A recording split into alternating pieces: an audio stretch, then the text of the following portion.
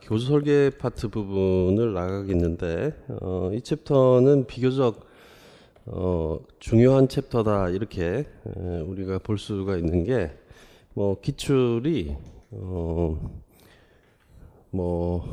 에디 모형도 기출이 됐고, 작년 같은 게 PBL도 이 부분에서 구성주의 모형 안에서 일단 기출이 된 그런 어떤 부분이라고 볼 수가 있어요. 그래서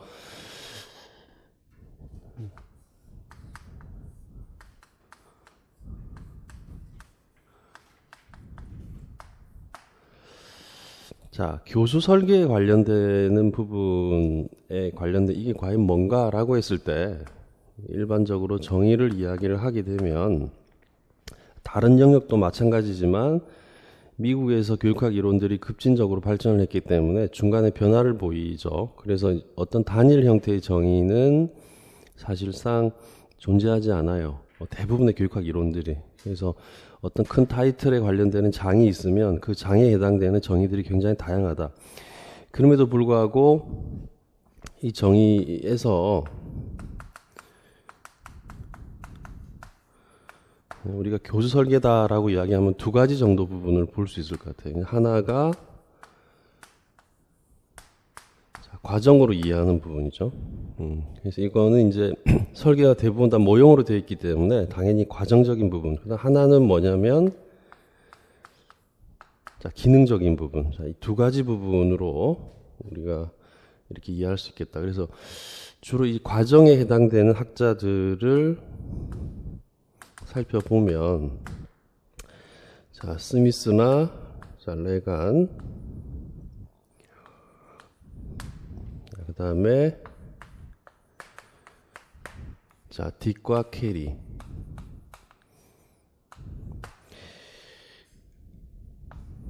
이런 학자들이 이 과정에 해당되는 부분이고, 그 다음에 이쪽은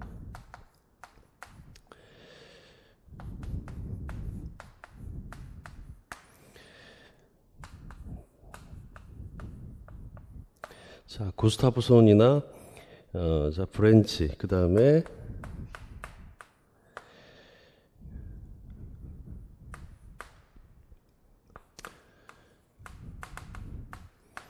피스컬러시, 그 다음에 레귤루스, 이런 사람들이 여기 일단 해당이 돼요. 그러면 이제 이 과정이라고 하는 거는 우리가 교육공학에서 봤듯이 일반적으로 분석, 설계, 개발, 실행, 평가,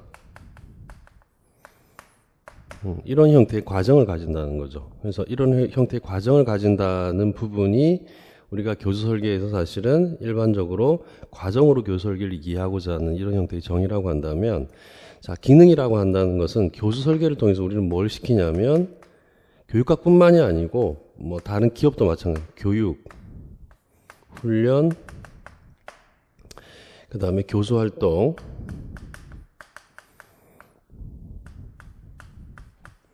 그 다음에 처방,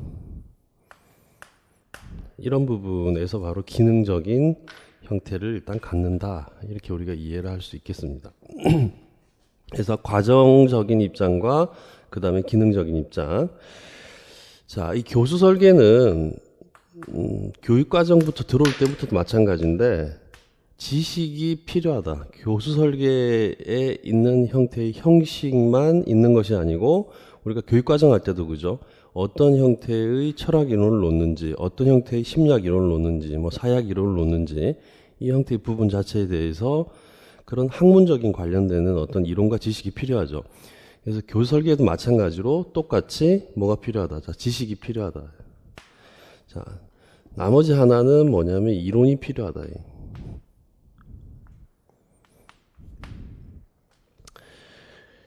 이 지식에는 이렇게 보면 두 가지 부분이 있는데, 하나가 획득하는 거, 지식을 획득하는 거, 그 다음에 하나가 실천하고 적용하는 거. 지식을 획득한다 이럴 때 이것을 우리는 이론적 지식이라고 한다. 그리고 실천 적용한다라고 했을 때 실제적 지식이라고 한다. 자, 이론이라고 하는 거는 자, 데이터 해석,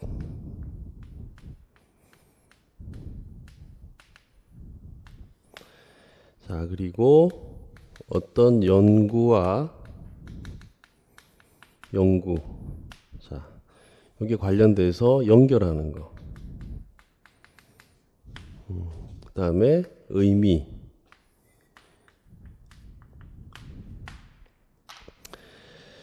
자, 이런 것들이 이 두 가지 부분들이 이렇게 적용이 되고, 그래서 일반적으로 거시적인 차원에서 봤을 때는 모형을 세 가지를 볼 수 있는데, 이제 이게 개념적 모형,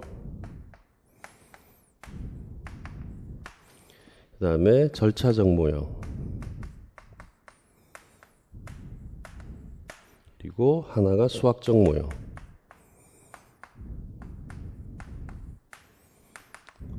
이렇게 되어 있어요. 자, 요 상태에서 크게 나올 수 있는 부분의 모형이 이제 나오는데, 그 모형의 가장 대표적인 부분이 일반 체제 이론입니다. 에디 모형이 여기 들어가거든요.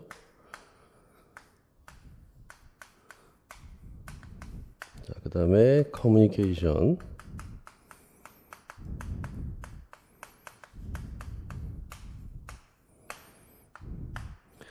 자, 그리고 뭐 학습 이론이 여기 들어가요.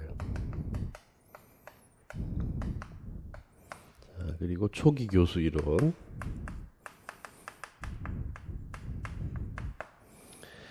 자, 그리고 매체 이론. 자, 이건 교육공학에서 잠깐 봤죠. 그 다음에 조건 기반 이론. 자, 그리고 구성주의 이론. 자, 그 다음에 수행성과 향상 이론.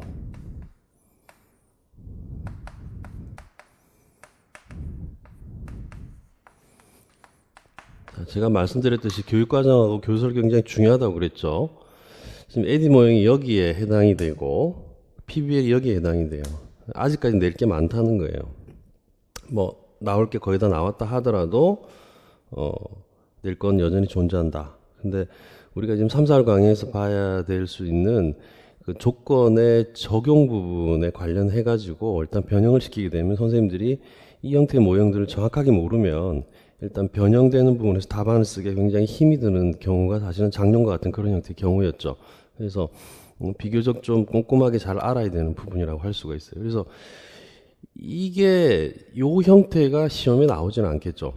보면 요 형태의 구체적인 이론들이 시험에 나온다라고 볼 수가 있어요. 근데 크게 봤을 때 보면 교설계는 지금 지식과 이론 부분들이 이렇게 자 적용이 된다. 적용이 되고 거시적으로 크게 나눴을 때 개념적 모형, 절차적 모형, 수학적 모형 이렇게 나눌 수 있다. 구체적으로 봤을 때는 이 형태에 관련되는 어떤 모형이 어떤 체계이다라는 거예요. 뭐 여러 가지 부분들이 있겠지만 지금 자료에 나가는 부분들을 하나의 형식으로 잡아서 선생님들이 공부를 하신다면 제가 볼 때는 기출 확률은 가장 높다라고 이렇게 대충 우리 얘기는 할 수 있어요. 자, 개념적 모형은 분류 체계. 자, 개념을 바로 분류하는 거죠. 자, 여기에 이 개념이 들어갑니다. 경험의 원추라는 말이 들어가요. 자, 이 원추는 콘이에요, 콘. 그래서 이 부분은 뭐냐면, 자, 굉장히 구체적인 것부터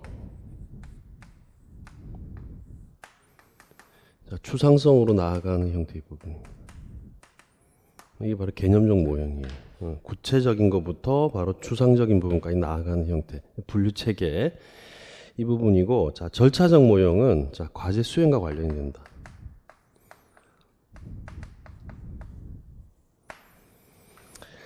자, 과제 수행인데 이 부분은 이제 언어,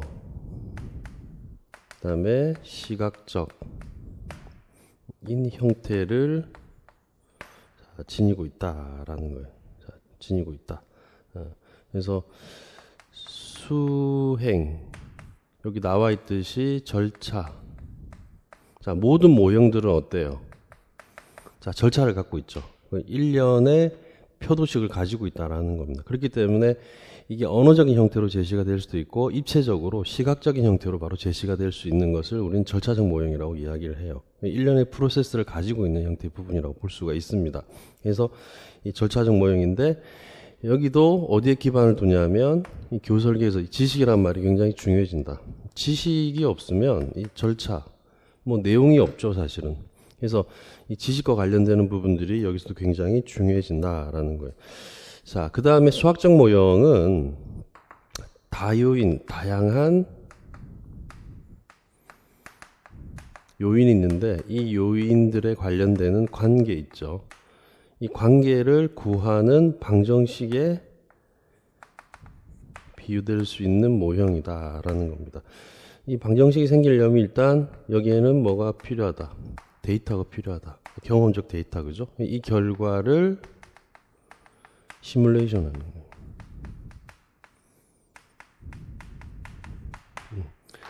크게 봤을 때 개념적 모형이 뭐냐, 절차적 모형이 뭐냐, 수학적 모형이 뭐냐라고 했을 때 지금 칠판에 판사한 형태의 키워드가 들어가야 합니다. 이걸 가지고 재구성을 일단 해야 돼요. 그래서 우리가 개념 수준에서 아는 거하고 실질 수준에서 아는 거하고는 차이가 있는 거죠. 그죠? 개념만 딱 봤을 때는 사실 굉장히 추상적이라는 거예요. 근데 모형적으로 봤을 때는 분류를 시키는데 가장 하위의 구체적인 것부터 시작해서 가장 하위 체계부터 상위 체계로 나아가는 형태죠. 대표적인 모형이 바로 이 모형 형태를 우리는 개념적 모형이라고 이야기를 해요. 근데 일반 체제 모형 안에도 뭐가 존재한다? 절차와 수행이 존재한다라는 거예요. 근데 굳이 이야기를 하면 굉장히 가깝다라는 거예요. 절차는 일련의 프로세스를 가지고 있고 수학적 모형은 이런 것들에 관련되는 다양한 요인들의 관계를 사실상 방정식 형태로 나타내는 부분이다라는 거예요. 그래서 교수 설계는 이 형태에서 지식과 이론이 적용되는데 가장 거시적인 부분에서 이걸 요 세 가지 부분으로 우리가 구분될 수 있고 이런 것들이 구체적으로 나타난 형태가 바로 이 형태이다라고 볼 수가 있어요. 제가 요 이론들, 특히 요 이론하고는 뺄 확률이 많습니다. 왜냐하면 이게 이제 거의 교육심리 이론이에요. 매체 이론도 공학하고 굉장히 많이 겹치고 초기 교수 이론 정도는 약간 집어넣을 생각인데 요 부분과 나머지 부분에서 굉장히 중요한 조건 기반 이론 같은 경우에 간해가 바로 대표적이라고 할 수가 있어요. 구성주의 이론, 수행성과 향상 이론 이런 부분들은 정확하게 알고 계셔야 되는데 이론보다 나중에 문제를 풀 때 언어만 굉장히 좋으면은 충분히 연습을 잘 시킬 수 있는 형태의 부분이기도 해요.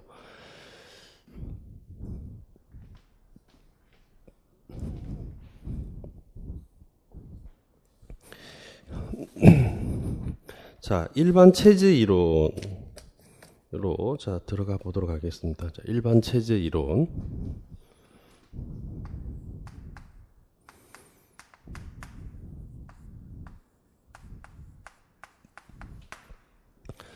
자, 이 약자가 이제 GST예요.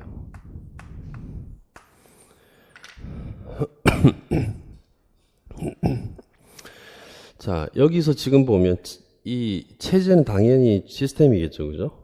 시스템이라는 말은 가장 우리가 이성으로, 다른 게 아니고 이성으로 뭔가에 대해서 거대한 집을 지은 거예요. 거대한 집을 지었다라고 볼 수가 있어요. 근데 그 거대한 집을 짓는 것이 앞부분에 지금 뭐가 붙었다. 자, 제네랄이라고 하는 일반이 붙었어요. 일반. 그리고 이제 거대한 집을 지은 이런 형태의 일반적인 어떤 형태의 이론이다라고 볼 수 있는데, 자, 일반 체제 이론은 선생님들께서 그냥 이해를 이렇게 하시면 됩니다. 어떤 사람의 성격이 아주 완벽주의자가 있다고 한다면 그 완벽주의자가 모든 부분에 교수 설계에 적용될 수 있는 어떤 형태의 모형을 만든다라고 했을 때 가장 완벽한 모형을 만들겠다라고 할 때 우리가 일반 체제 이론을 이해할 수 있다라는 거죠. 그래서 그걸 적용했을 때 말 그대로 내구성, 끝까지 견뎌 나갈 수 있는 부분에 대한 성격을 지니고 있는 게 바로 일반 체제 이론이라고 할 수 있어요. 자, 그런데 일반 체제 이론은요, 두 가지 성격을 지닙니다, 동시에.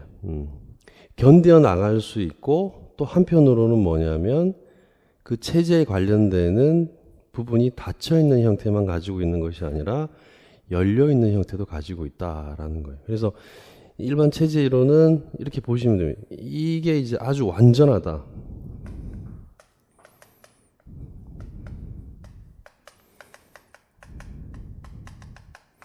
완전한 교설계이다. 이러면 이게 어디에도 적용될 수 있는 뭐를 품고 있다. 자, 일반성을 품고 있다. 그런데 여기에는 이 정도의 여지는 둔다는 거예요. 열려 있는 거죠.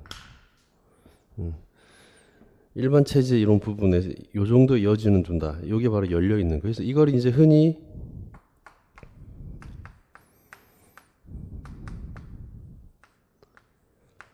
닫힌 체제라고 하고, 요것을 열린 체제라고 한다. 열린 체제에서는 중요하게 되는 게 뭐냐면, 자, 피드백을 뭐 한다? 인정한다라는 거예요. 인정한다. 자, 그럼 체제라고 하는 게 어디에 영향을 받냐면, 자, 환경에 영향을 받아요. 자, 환경에 영향을 받는다는 거는 예를 들어서 삼성이라고 하는 환경이 있어요. 그럼 그 삼성이라는 환경 속에서 삼성이 이루려고 하는 목표가 있겠죠. 그러면 그 목표에 가장 지구상에서 가장 어떻게 보면 완벽할 정도의 어떤 형태의 교수 설계 이론이 있다. 그 목표를 달성하기 위해서. 그럼 그걸 바로 적용하는 거예요. 환경에. 네. 그죠? 그러면 생물학적 환경 자체가 처음에는 그냥 이렇게 자연적으로 있다가 삼성이라는 기업 내부 안에서 어떤 특정 목표를 위해서 그 체제를 적용했을 때 거꾸로 보면 환경을 바꿔 나갈 수가 있다. 그러면 그 체제 안에는 어떤 부분이 있냐면 상위 체제가 있다. 그죠? 그리고 그 세부적으로 볼 때는 쪼개지는 여러 가지의 하위 체제들이 존재하겠죠. 그죠? 그리고 가장 밑에 보면 뭐냐면 사람이라고 하는 각각의 개체들이 존재하는 거예요. 그럼 닫힌 체제에서는 이게 완벽하다는 거예요. 전부 다. 자, 완벽한데 이 위에 게 완벽하기 때문에 밑에 것도 이 위에서 설정한 형태의 목표대로 구성대로 가는 거예요. 이 체제가 바로 닫힌 체제예요.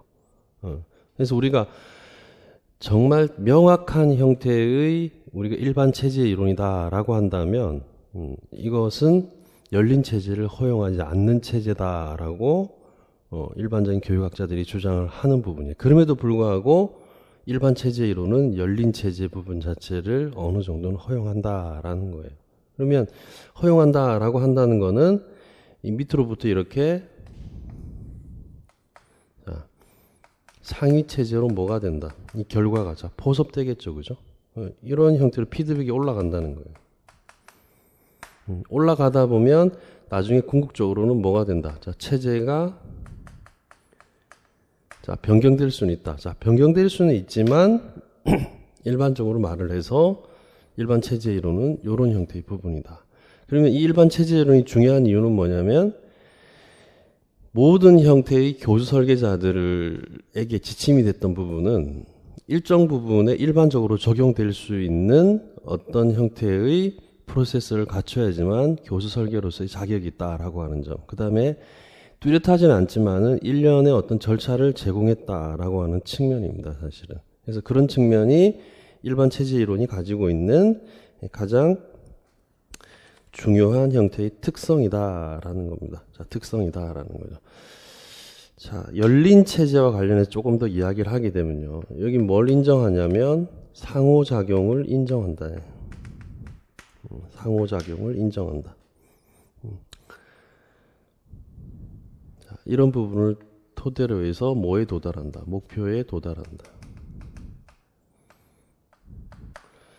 자, 구체적인 부분에서 보면 일반 체제 이론 자체가 기출 빈도는 높지는 않을지 모르겠지만 일반 체제 이론 안에서 닫힌 체제와 열린 체제를 살펴보면 이후에 전개될 교사학습 모형의 근본적인 뿌리는 전부 어디서 나온다. 일반 체제 이론에서 나오고 또 교설계는 일반 체제 이론에 준하고 근거해서 발달됐다. 이렇게 우리가 평가할 수 있겠다라는 거예요. 이런 형태의 부분입니다. 자, 그러면 체제는 뭐다? 자, 개체 내지 객체의 집합이 그 집합과 체제는 같은 개념이다. 자, 같은 개념이다. 이렇게 볼 수가 있어요. 자, 일반 체제 이론에서 나오는 원리가 있습니다. 자, 이 원리는 선생님들이 자, 통변을 굉장히 잘해야 돼요. 자, 이 원리는 바꿔 표현해 보면 뭐로도 적용돼. 자, 특성으로 적용될 수 있다. 일반 체제 이론의 원리는 정확하게 가지고 있어야 돼요. 왜냐하면 여러 가지로 변경될 수 있다. 원리는 특성으로 쓸 수도 있고, 원리는 장점으로 쓸 수도 있고, 원리는 시사점으로도 쓸 수도 있다라는 거예요. 일반 체제 이론의 원리가 자, 세 가지인데, 자, 첫 번째 부분에서는 뭐냐면 체제를 가지고 있기 때문에 굉장히 질서정연하다.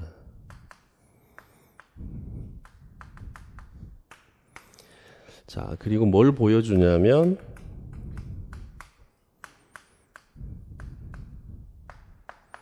완전한 전체를 보여주고 그 다음에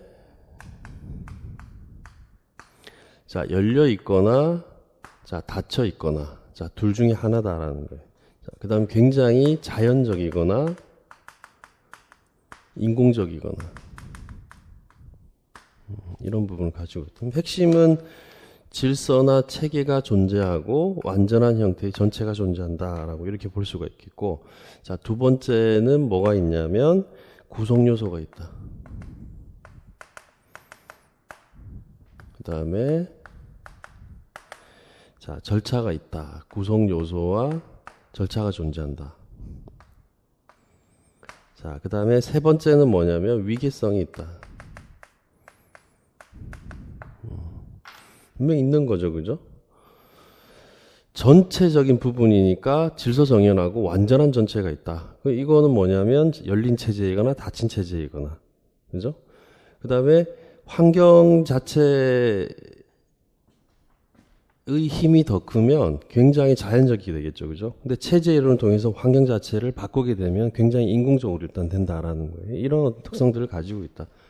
그리고 각각의 구성 요소가 있고, 그 다음 그 구성 요소는 어디에 바로 통합된다. 하위 어떤 객체로부터 그 위에 보면 자, 상위에 관련되는 체제나 객체로 일단 통합되거나 포섭된다라는 거예요, 사실. 그렇기 때문에 일반 체제로는 이런 형태의 원리인데 대부분의 이유 나타날 교수 설계 모형에서 이 형태의 부분들이 대부분 다 나타난다라고 볼 수가 있는 거예요. 자, 여기서 환경과 체제의 관련성을 한번 생각을 한번 해볼 필요가 있는데,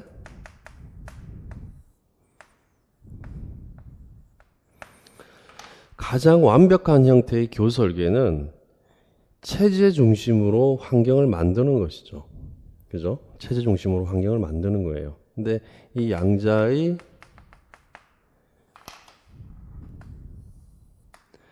자, 관계가 존재하는데, 자, 사람이나 객체를 뭐 한다? 자, 환경은 제공해요. 그죠? 자, 그 다음에 자, 제약적 요소를 가지고 있다. 이 제약적 요소를 갖고 있다라고 한다는 것은 환경과 상위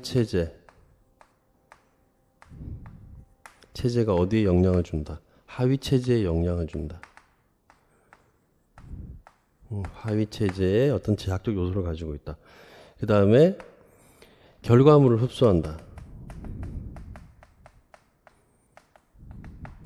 자, 결과물을 흡수한다라고 한다는 건 뭐냐면 객체로부터 하위 체제가 있을 거고, 그럼 여기에 관련되는 부분에서 의 어떤 형태의 결과가 있으면 이 결과가 하위 체제로부터 해서 상위 체제에 포섭된다라는 거예요. 그러면 요 말은 뭐냐면 지금 열린 체제라는 거예요. 일단 피드백을 허용했기 때문에 이런 결과물을 흡수한다라는 거죠. 그럼 피드백이 나오는데 피드백에서는 두 가지 부분. 하나가 긍정적이다. 하나가 부정적이다. 자, 부정적인 거는 뭐냐면 닫힌 체제예요. 자, 닫힌 체제라는 건 뭐냐면 피드백을 허용하지 않는다라는 건데 거허용하지 않는다라는 거는 그 체제가 완전하다라는 것을 의미한다라는 거예요. 완전하다라는 거예요. 부정이라고 해서 무조건 안 좋은 게 아니에요. 아주 완벽한 형태의 교체제가 존재한다라고 한다면 피드백을 허용하지 않는다 이러면 결국 피드백에 대해서 부정적이다라고 한다는 게 안 좋은 게 아니라 그만큼 뭐다? 교설계가 완벽하다라는 거예요. 긍정적 피드백을 준다 이러면 긍정적 피드백이 어떤 부분을 체제를 좋게 바꾼다. 이게 바로 열린 체제죠. 그래서 일반 체제 이론은 큰 틀에서 봤을 때는 변화하지 않는 완전한 전체적 체제를 가지고는 있는데 그 속의 내부 안에 뭐다? 약간 변화할 수 있는 어떤 부분들을 동시에 가지고 있다라는 거죠. 요게 교수 설계의 거의 시작과 끝이라고 보면 되는 게 그럼 나중에 어느 정도 간다. 그럼 구성주의 모델에서는 어떻게 했어요? 열린 체제가 가장 강한 거예요, 이게. 큰 틀에서 봤을 때 보면. 열린 체제가. 그 다음 나머지 부분에 절차가 굉장히 뚜렷한 부분으로 나아간다라고 한다면은 이것은 뭐다? 자, 닫힌 체제의 성격을 굉장히 많이 가지고 있는 거죠. 그래서 그런 의미에서 일반 체제 이론을 이해하는 것은 굉장히 필요하다라는 거죠. 뒤에 가다 보면 교집합이 분명히 존재한다라는 겁니다. 자, 이 일반 체제 이론에서 비교적 초기의 이론을 우리는 체제적 접근이다 이렇게 이야기를 하거든요. 자, 일반 체제 이론에서 초기 이론을 체제적 접근이다.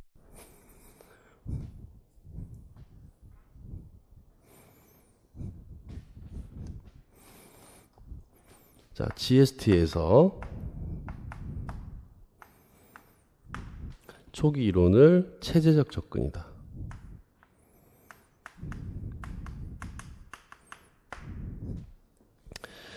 자, 이 체제적 접근은 일련의 뭐를 가지고 있냐면 자, 절차를 가지고 있다라는 겁니다.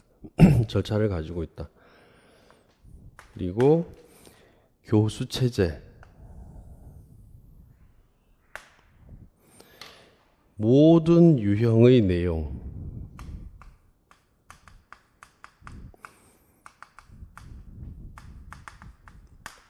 자, 그 다음에 모든 작업 환경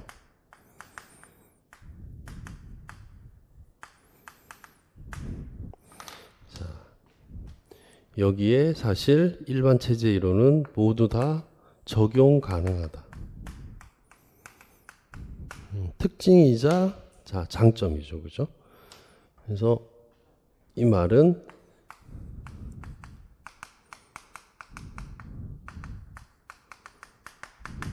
자, 설계에 적용 가능하다. 이게 바로 체제적 접근이다. 이 체제적 접근은 수행하는 일이 뭐냐면 기존 체제를 연구한다. 자, 그리고 이 연구한 결과 수정한다. 자, 그리고 문제를 해결하려고 한다. 그리고 새로운 체제를 개발한다.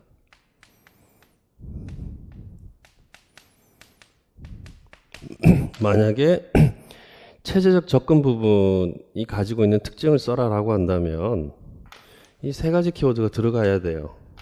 기존 체제를 연구 수정하는 특성을 가지고 있고 문제를 해결하려는 특성을 가지고 있고 새로운 체제를 개발해 날 수 있다라고 하는 거죠.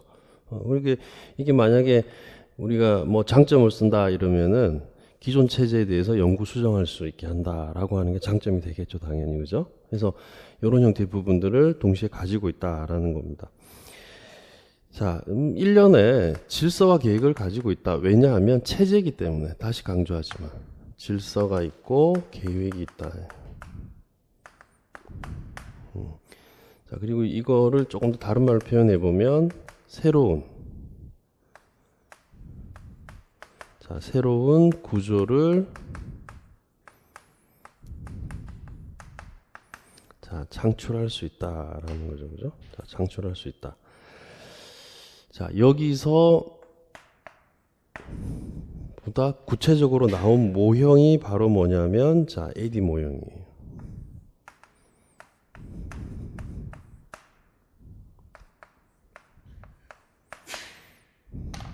자, 이렇게 볼 수 있어요. 자, 이제 분석. 자, 그다음에 설계, 개발, 실행, 평가. 자, 이렇게 되어 있죠. 그죠?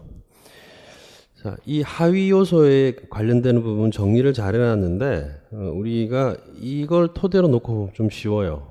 들어가는 게. 학습 목표를 보면, 학습 목표를 예를 들어 보면, 학습 목표를 우리가 설정을 하기 위해서 뭐 한다? 자, 분석한다라는 겁니다. 자, 분석한다. 그죠? 자, 그 다음에 설계 단계에서는 학습 목표를 뭐 한다? 수립한다. 자, 수립한다. 자, 그 다음에 개발 단계에서는 이것을 학습 목표를 자, 조정하고 제작하고 개발한다. 그죠? 자, 실행 단계에서는 자, 절차를 수립한다.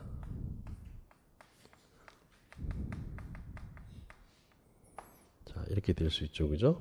자, 그 다음에 비용 산출. 이렇게 볼 수 있고, 자, 평가 단계에서는 학습 목표와 뭐가 일치돼야 되겠어요? 평가 도구가 일치돼야 되겠죠. 자, 일치돼야 되고, 운영 결과를 평가한다. 그래서 아주 일반적으로 적용될 수 있는 부분에서 AD 모형이 이렇게 되어 있죠. 제일 중요한 거는 중심적인 부분에서 자, E라고 할 수 있어요. 자, 평가라고 할 수 있는 거죠. 그죠? 그래서 이런 형태로 일단 되게 되어 있다라는 겁니다. 자, 여기서 두 가지와 관련되는 요소가 굉장히 중요한데요. 자, 두 가지와 관련되는 요소가 뭐냐면 자, 분석과 평가에 관련되는 부분입니다. 분석과 평가.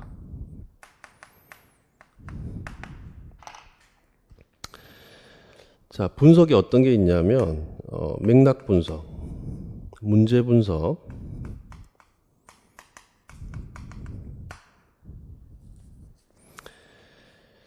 자, 이 문제 분석은 그 학습 과정, 훈련, 전이의 기능을 강조하고 최근의 조직 성과를 반영하는 형태가 되는 거죠. 그죠? 어떤 문제를 가지고 있는가를 일단 분석하는 거예요. 자, 그 다음에 맥락 분석이라고 하는 거는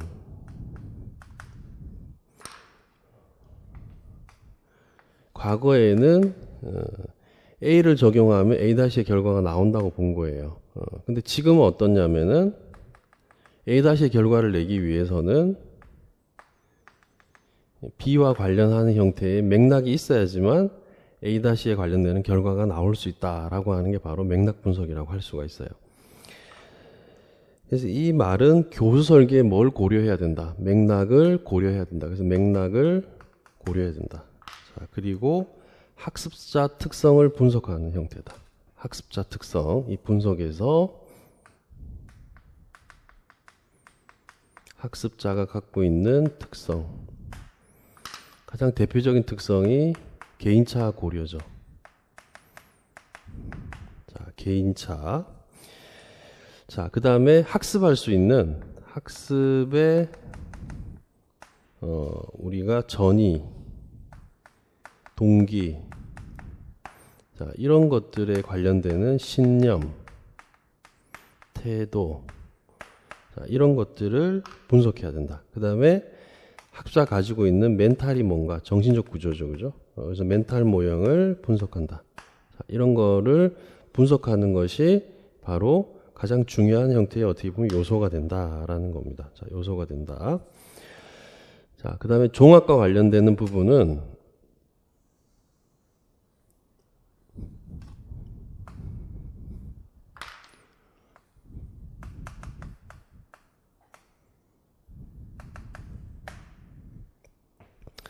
자, 두 가지인데 하나가 속성이고 자, 다른 하나가 학습 객체. 자, 이 부분이. 자, 속성인데 이 속성에 뭐를 개발하냐면 원형을 개발한다. 콘이죠. 그죠? 자, 속성의 원형을 개발한다. 이 원형이라고 하는 부분이 목표예요. 목표. 자, 목표. 그리고 이 원형을 개발하는 부분에서 뭐를 첨가시킬 수 있냐면 모든 구성원이 참여하죠. 자, 참여해서 뭘 이끌어낸다. 자, 동의를 이끌어내요.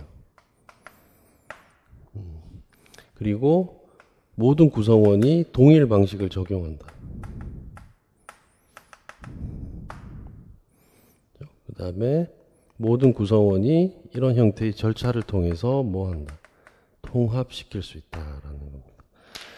이거는 일반 체제 이론에서 종합이 왜 중요하냐라고 이야기를 했을 때 이 속성 원형을 일단 개발시켜 줄 수 있다. 이건 뭐냐면 하나의 목표를 공유할 수 있고 모든 구성원이 참여할 수 있고 모든 구성원이 동의할 수 있고 동일 방식을 적용하고 절차와 통합을 하기 때문에 종합의 역할이 굉장히 중요하다라고 하는 논거로 작용을 할 수가 있다라는 거죠.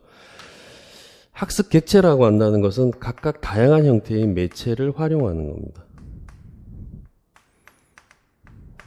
TV도 되고 그 다음에 컴퓨터도 되고 여러 가지 부분에 관련되는 매체를 일단 활용하는 거예요. 하나의 매체만 썩는 게 아니라 여러 가지 매체를 활용하는 형태. 그래서 에디 모형에서 분석, 설계, 개발, 실행, 평가가 중요하긴 하나 이것이 이 중에서 분석과 종합이 굉장히 중요하다라는 거고 큰 틀에서 봤을 때는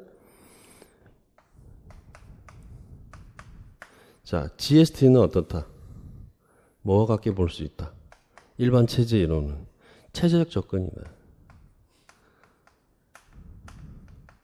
이 체제적 접근이 구체적으로 온 모형이 바로 자, 에디 모형이다. 바꿔 표현해 보면 에디 모형은 체제적 접근이고 일반 체제와 관련된 일반 체제 모형이다. 거꾸로 표현을 해보면 에디 모형이 가지고 있는 특성이 있는데 그 특성이 에디 모형 자체에 관련되는 일반 체제론의 강점이라고도 볼 수 있는 거예요. 강점이라고 사실은. 근데 이걸 다 토탈 포함해서 이런 형태의 일반 체제론이 가지고 있는 가장 아킬레스건이 뭐냐면 실증적이지 않다. 최근 연구는 일반 체제 이론을 실증적으로 연구하려고 해요. 그럼에도 불구하고 완벽한 형태의 실증적이지 않다. 그건 우리가 잘 생각을 해보면 굉장히 실증적일 것 같거든요. 근데 왜 실증적이지 않냐면 시스템, 체제라는 거는 철학에서도 그렇고 시스템이라는 이거는 인간의 사고의 구조예요. 이론이죠, 이게. 가장 추상화시킨 거예요. 그러니까 이론과 실제는 다르다 할 수 있는 거죠. 그럼 내부 안에 여러 가지 형태의 다른 변인들이 존재한다는 겁니다. 그래서 실증적이지 않다라는 거예요. 사실상. 지금 선생님들이 일요일 이론에서 제가 나름 비교를 좀 꼼꼼하게 나갈 거예요. 근데 이 과정을 거치고 나서 나중에 이 굉장히 어떻게 보면 추상적인 부분이죠. 구체적인 형태에서 접근을 해보면 그 언어들이 어떻게 움직이고 또 그 언어들이 어떤 부분에서 이렇게 적용되고 사용되는 부분들에 대해서 이렇게 그 파악이 일단 뒤에 가게 되면 파악이 될 수가 있어요, 사실. 그래서 1년 강의가 사실상 굉장히 그 교과 강의 경험이 많은 상태에서 전반적으로 모든 걸 다 다뤄야 되기 때문에 어떻게 보면 기본 이론이지만 가장 쉬운 것 같은데도 가장 어려운 강의예요. 사실상. 그럼에도 불구하고 시간이 한 주 정도 더 딜레이가 돼도 점진적으로 이렇게 나아가는 이유는 일단 해야 될 부분들이 있기 때문에 안 하고 또 넘어가게 되면 뒤에 가게 되면 어떻게 된다. 제가 전공할 때도 가장 주의를 시키는 게 뭐냐면 다 따로 노는 거예요. 다 따로 노는 거예요. 전부 다. 공부가 되면 될수록 뒤에는 뭐다? 하나가 모여져야 되고 하나의 중심적인 센터에 대한 언어가 형성이 돼야 되고 같은 것은 같게 형성이 되고 나머지는 수식 구조에서 이렇게 전부 다 자기 입장에서 다 끄집어 당겨가지고 체제 이론하고 비슷한 거예요. 이게 지금 공부라고 하는 게 일반 체제 이론에 관련되는 이 형태가 완전할 수는 없지만은 공부하는 학습 구조를 이런 형태로 뒤에 가면 갈수록 아주 완전하게 만들어 나가야 되는 거죠.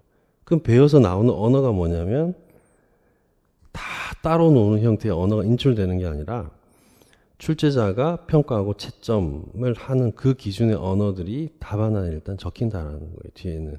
그래서 그런 부분들이 공부하는 데 있어가지고 항상 놓지 말아야 되는 그런 어떤 부분이라고 할 수가 있습니다.